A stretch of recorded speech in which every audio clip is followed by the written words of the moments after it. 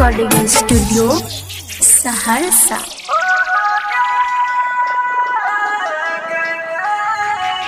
हम गाँव के लड़का गरीब छियै, तू शहर के लड़की आवारा छी। हम गाँव के लड़का गरीब छियै, तू शहर के लड़की आवारा छी।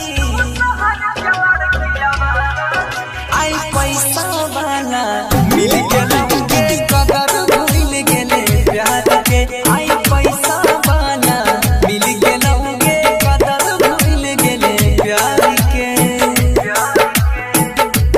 जो लागे